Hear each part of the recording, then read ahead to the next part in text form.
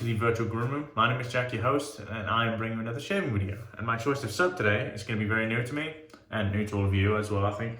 This is No.1 by Zingari Man in collaboration with Byron Parfums out of Paris, I believe. This is in Heather's luxury line. The soap itself costs about $35. Majority of the reason for that is because she's not making these scents.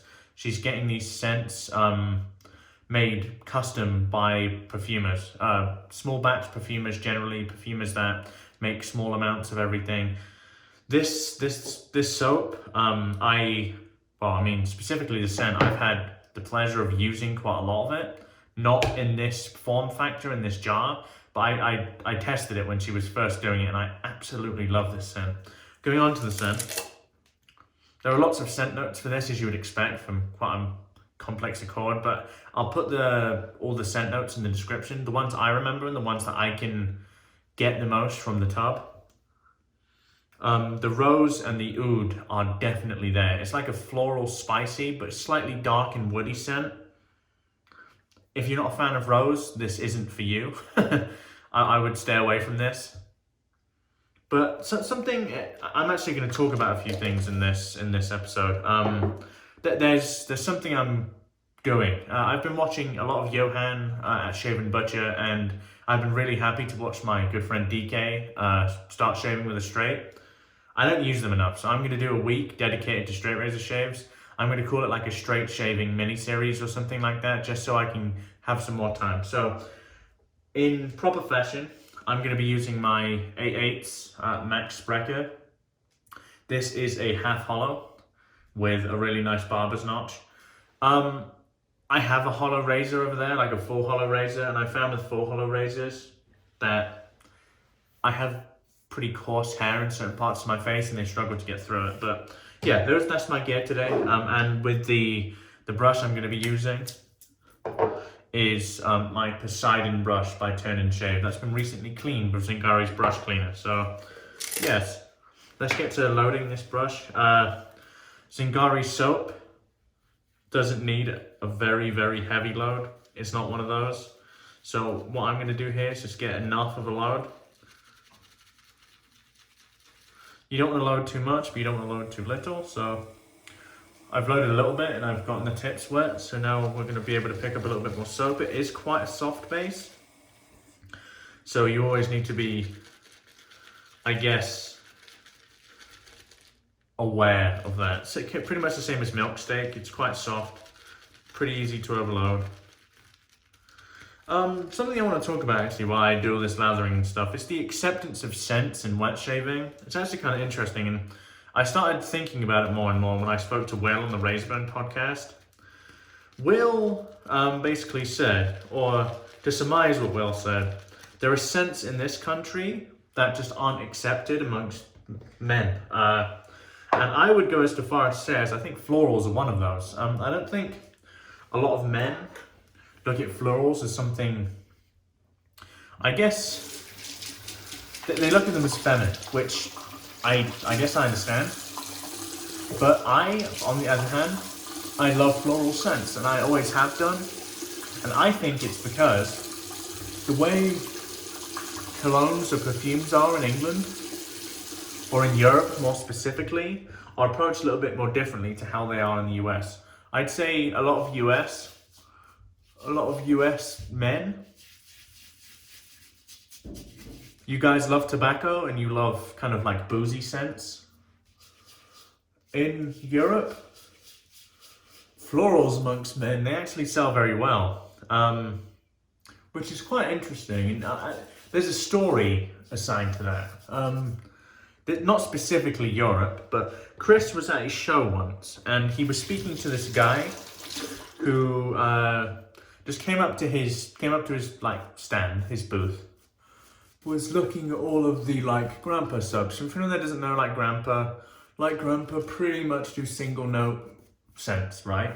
It is what it is. But basically he walked up to the booth and he became enamored with the lavender scent. And Chris was like, hold on, I don't normally associate this with men. And this guy from Chile said, oh, women absolutely love it. This is like what a lot of our colognes would be scented with. And he was taken back by that. And when he told me the story, I was taken back by that. Because it's interesting how the accepted scents around the world change quite drastically. It's funny because I recently used a brush with quite a lot less backbone than this. This is weird to me. It does a fantastic job though. But yeah, it's interesting how different regions accept different scents. So for me, I really like floral scents. And when I was speaking to Will, he says he tends to stay away from them because of that, because they're not really accepted in this country, you know, which is fine. Everyone has their own taste. I just find it interesting, like, but then I know some men that are into fragrance that don't mind wearing commonly known women's fragrances because they like the scents, and to them that's perfectly fine, you know, each to their own. Like, it doesn't bother me, quite honestly. Like, if it smells good, it smells good.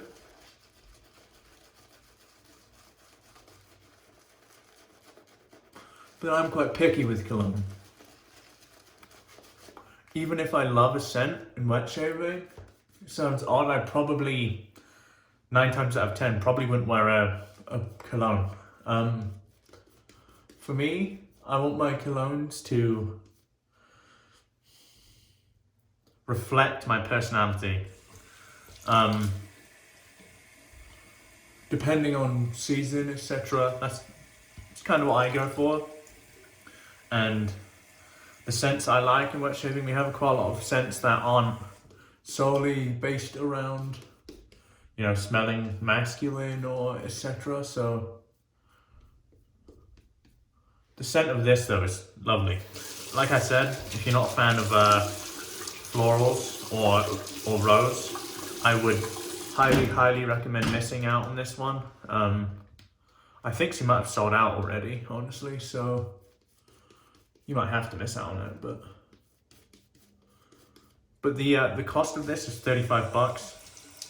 Most of the reason it's that amount of money is because of the cost of the actual scent. I know that cost her quite a bit, and she got the scent commissioned by Byron Parfums, like I said, and those guys put quite a lot of time into making what they do. So it's completely understandable why it costs that much. You're also getting, I don't care so much about packaging, but you're also getting nice packaging, and 5 ounces of soap. So what would that be cost per ounce? Quite a bit. Wow. Okay, it's coming together nicely. I have a good amount of experience with the Sego base. So I'm not that guy, and you guys know this already, I'm not that guy that looks for that really big, like voluminous, fluffy lather. I look for dense slickness. And for me, the Sego base has the perfect characteristics to allow me to achieve that consistently. There are some that like to balloon up, and honestly it doesn't really bother me. All I do then is add even more water to get it to not do that. But she's designed this base exactly how I like shaving. The density of this is bananas. I can still add a bit more water, so I'm gonna.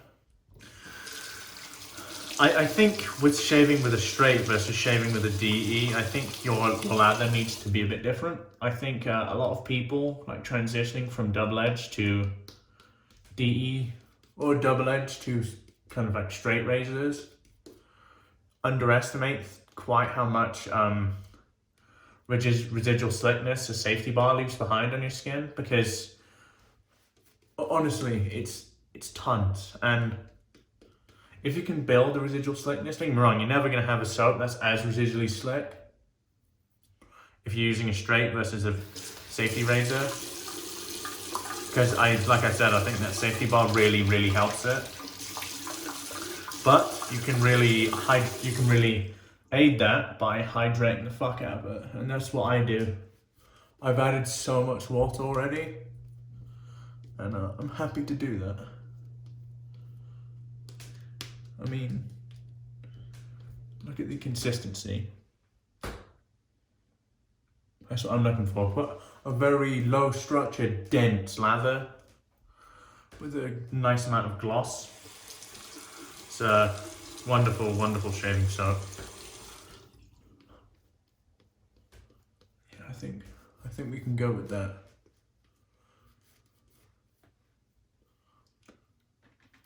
I have a really red eye. I don't know. I'm not sure why. So I'm going to do it. Wash off the hands here. Get out the Lancaster towel here. Get the hands dry. As dry as they can be anyway. And get the razor out now. So DK asked something in one of his videos, and if you watch this, dude, what I do with my razor in between passes is I set it down. I half close it, don't close it all the way because there might be water left in the scales, and then cover it because you don't want to get water on it. So let's get to shaving. Just draw that line a bit further because it's going to get everywhere anyway.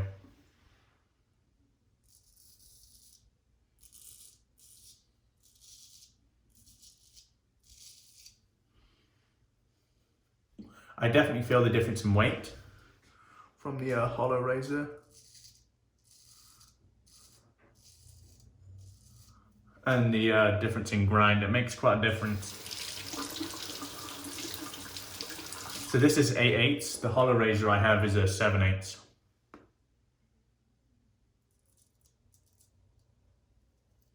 See there's good residual slickness, but nowhere near the amount there would be with a safety razor.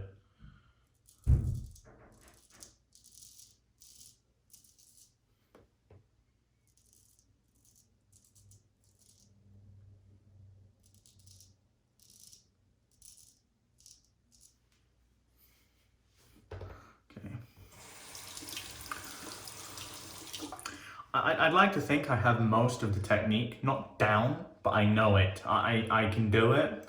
My issues arise with the across the grain section on this part of my neck.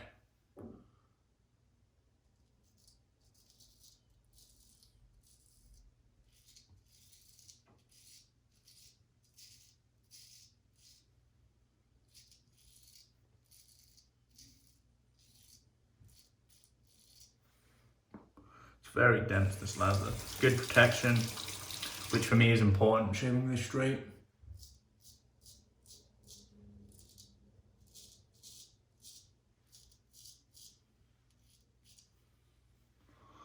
The protection kind of gives a layer between the edge of that blade and your skin, which for me is really important when shaving this way.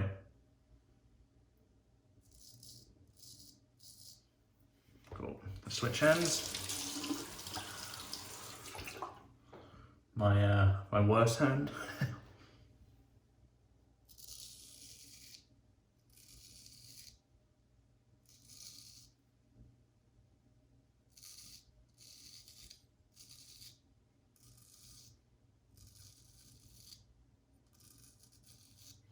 So what I'm trying to do there is shave with the toe as much as possible.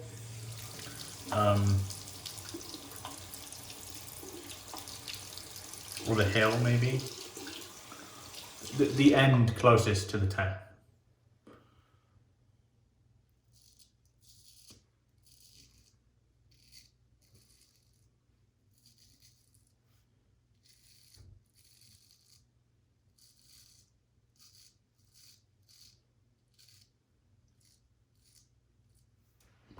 So let's clean up around the mustache with the left hand. This part's perfectly fine for me, you know.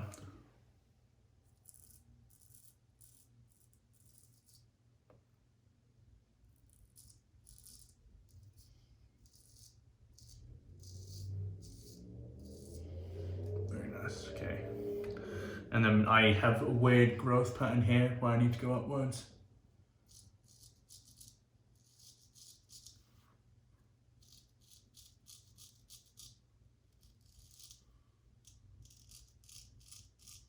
There you go. I'm not the cleanest, but I get the job done. I still have lots of residual lather on my face.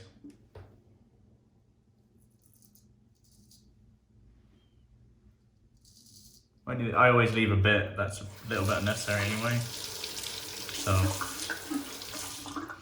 okay, so what I do here is I get the blade here, I dry off the edge of the blade. I then actually close it, make sure there's no kind of water in the pins. I close it like this, I lay it flat. I then get my towel and then just place it right on top. Bang. Because there's going to be water flying around now.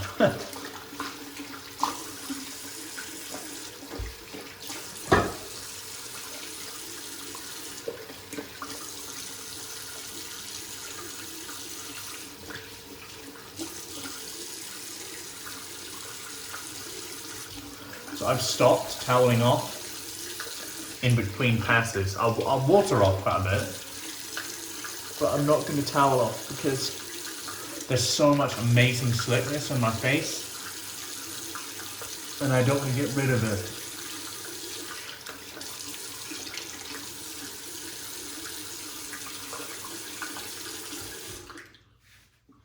Let me clean my shoulder.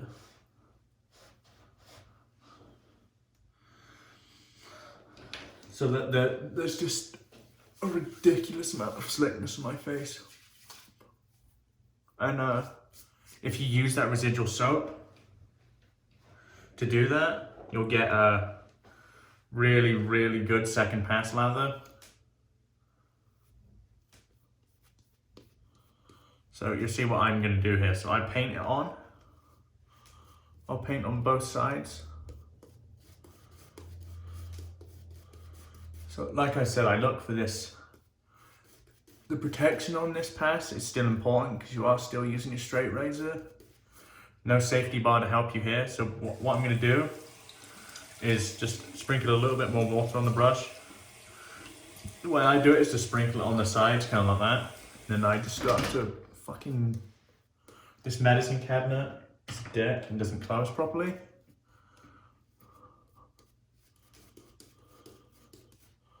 So pick some of that up. Cool, all good.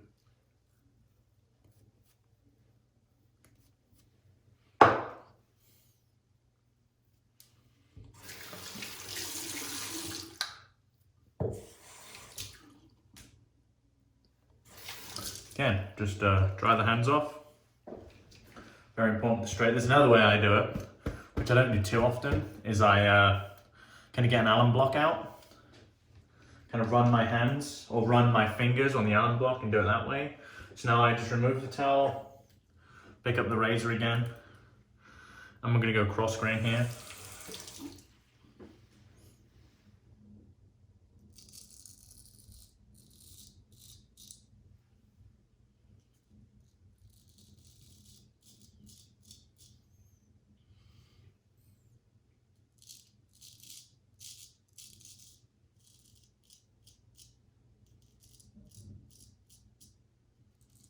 So it's funny because I used that 7/8 razor yesterday and I thought, oh, this is smooth.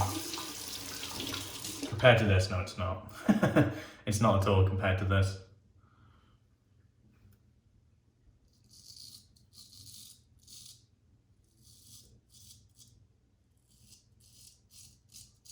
So with that 7/8 razor, this is the area I struggle with. But this is kind of like thick enough to get through that. There we go. Switch hands here, dry them off.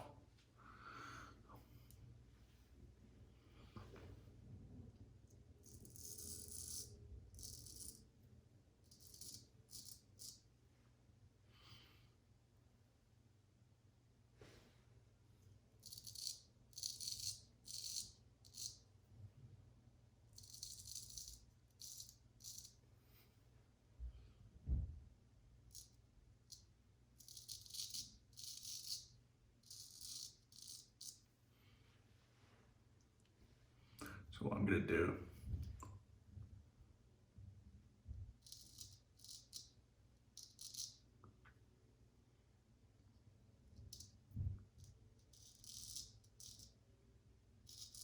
I struggle to do that with my mustache because I don't want to chop off the goatee, man. I've had this goatee for so long that this could just go.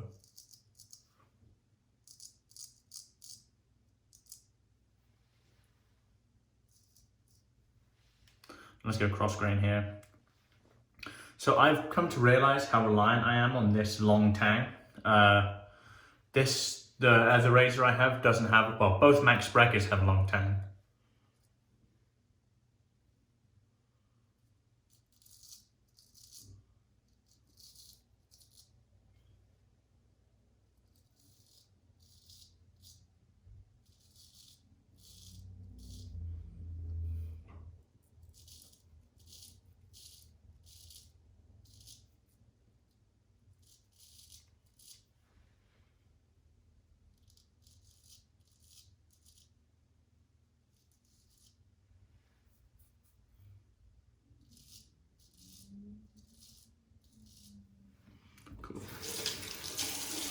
And we're going to go back over with the grain once more, try and clear up anything we may have missed. And then we're good. So I literally just dip the tips a couple of times there. Yes, you can with this.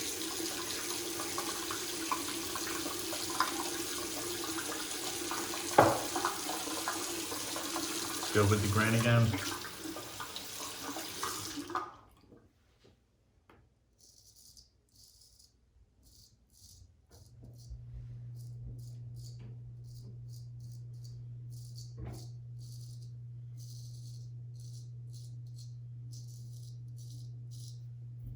Yeah, it's way better than my shave yesterday.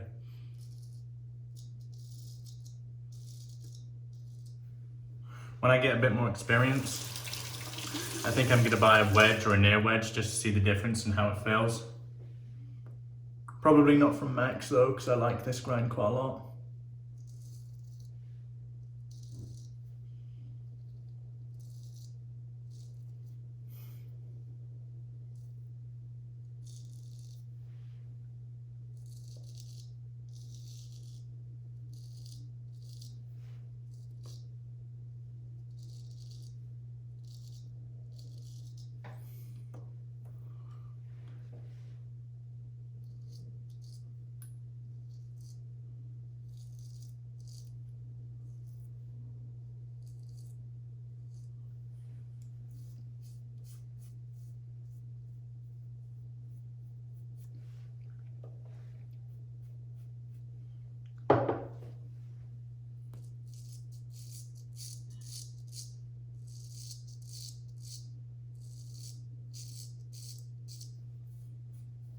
Cool, okay.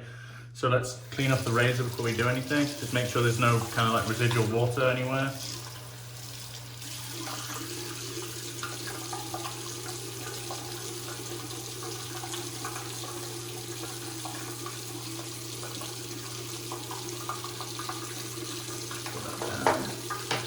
Just wash the hands off and give them a dry before we clean it. These videos are going to be a bit longer, so I apologize. I'm not obviously as proficient in shaving with the straight as I am with a safety razor, but be patient with me, and hopefully after this week they get a bit faster. Okay, now we'll towel off. Let's grab the Lancaster towel that I put over here. Ready to wipe a cloud from heaven on your face.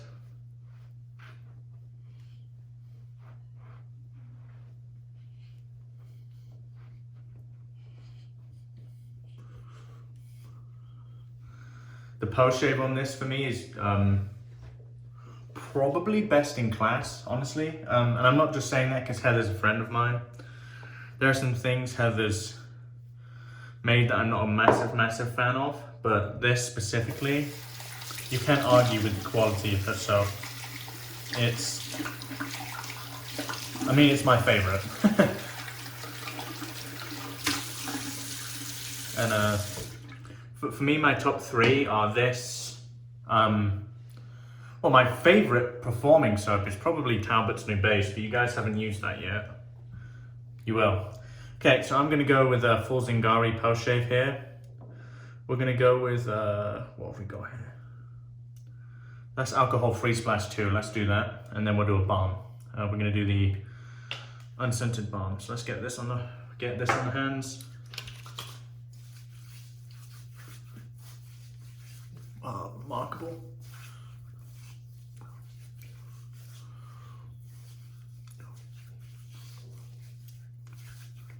Well, yeah, I hope to God she releases that one. I'm not a religious man, but I hope, I just hope she does that, you know, because that's a wonderful, wonderful, kind of like face fill. That alcohol-free too is up there for me with male. It's so good. Okay, let's use the balm here. We're just gonna use the normal unscented Zingari balm. That does the job better than pretty much any other balm in my opinion.